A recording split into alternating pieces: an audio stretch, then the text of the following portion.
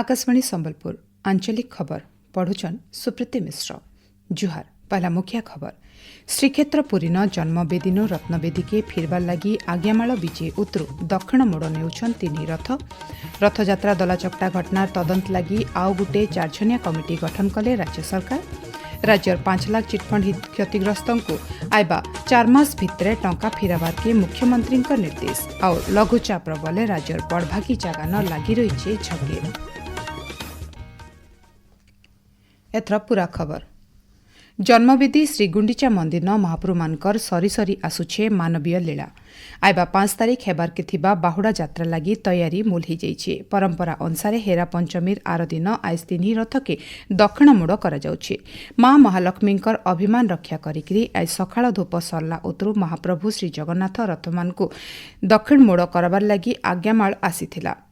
श्रीगुंडीचा मंदिर न आज सबु नीतिकांति सहित सकाळ धूप सरला उतरु घंट घंटा काहाली छत्री पटुआर्थी 3 बाड़नु 3 जन पूजा पंडा सामंत आज्ञामाल धरिकरी 3 रथ के विजे करथिले। पहला रथर ब्रेक आर दौड़ी संजोग करा जाइकरी देवी सुभद्रांक दर्पदलन रथ के दक्षिण मोड़ करा जाइतला। तार उतरु श्री बलभद्रंकर तालध्वज रथ के दक्षिण मोड़ करा जाइछे। श्री जगन्नाथंकर नंदीघोष दक्षिण मोड़ करा जिबा नीति इहादे चलीछे।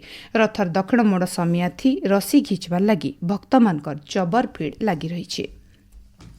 रथयात्रा दलाचकटा घटनार तदंत लगी राज्य सरकार 4 जनिया कमिटी गठन करिछन। ई कमिटी 4 जन ओडिशा प्रशासनिक सेवा अधिकारी को नेइकरी बना जाइछि। कमिटी घटनार तदंत करुथुबा उन्नयन कमिश्नर अनु गर्ग को तदंत काम थी साहाय्य करबे।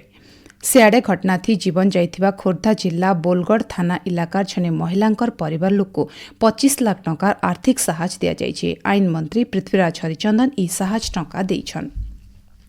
चिटफंड दुर्नीति थी नुकसान सहिथिबा 5 लाख जमाकारी को आइबा 3 नु 4 मास भितरे भर्ना टंका देबार के मुख्यमंत्री मोहन चरण माझी निर्देश देइछन। मुख्यमंत्री कार्यालय सूचना अनुसार चिटफंड नुकसान सहिथिबा छोट छोट जमाकारी मान को भर्ना देबार प्रक्रिया चलीछे। गला बछरे भितरे 1,26,137 जन को 47 कोटी 7 लाख टंका फिरा जाइछे। तेलंगाना केमिकल फैक्ट्री विस्फोरण घटना थी 35 नु ऐतका श्रमिकंकर जीवन जाइछे। मृतक मानकर भितरे 4 जन ओडिया श्रमिक रहिथिबा जना पड़िछे। घटना थी आउ 4 जन ओडिया श्रमिक जबर जखम हेथिबार बेल के 5 जन निखोज थिबार ओडिशा परिवार निर्देशालय तरफ सूचना दिया जाइछे।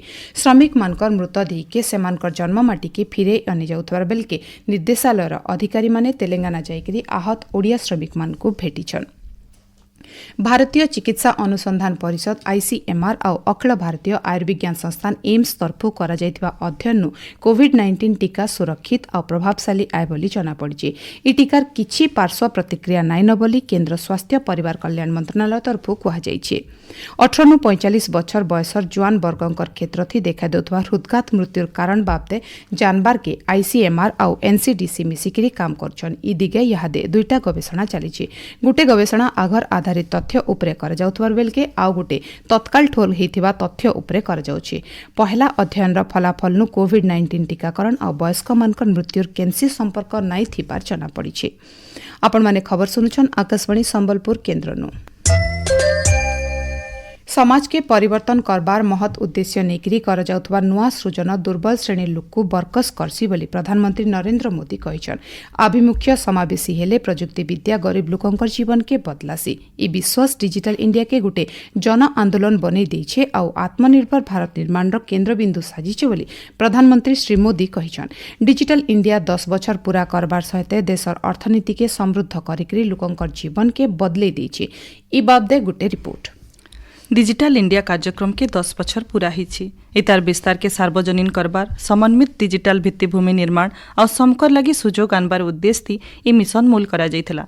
2014 मसीहा थी इंटरनेट सेवा सीमित थिला बेल के यहादे 140 कोटी भारतीयंकर जीवने एटा गोटे गुरुत्वपूर्ण अंश पलटि जाइछि। शासन नु शिक्षा कारबार और उत्पादन तक सबु क्षेत्र थी डिजिटल इंडिया काया विस्तार करि सारिछि। डिजिटल इंडिया 10 बछर पूर्ति अवसर प्रधानमंत्री गुटे ब्लॉग थी कहिछन भारत डिजिटल शासन व्यवस्था नु विश्व डिजिटल नेतृत्व आड़के गति करुछि। प्रजुक्ति विद्या व्यवहार करबार क्षमता उपरे भारतीयंकर मानसिकता बदली देशे 42 लाख किलोमीटर नु अतका ऑप्टिकल फाइबर केबल बिछा जाई करी निपट मफसल इलाका के बिल इंटरनेट सुविधा पहुंचा जाइछि। भारतर Aadhaar, CoWIN, DigiLocker, FASTag, PM बाणीबागी डिजिटल सार्वजनीन भित्तिभूमि DTI के आज सारा पूर्ति लुके अपनावार्थी लागिछन। कोविन प्लाटफर्म 220 कोटी नु अतका QR जांच प्रमाणपत्र देकरी पूर्तिर सबुनु बड़ टीकाकरण अभियान के सक्षम करिछि।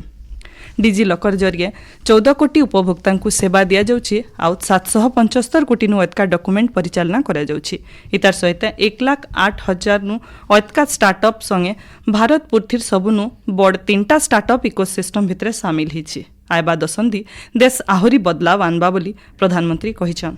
आकाशवाणी संबलपुर संवाद विभाग तरफु विस्मिता प्रधान।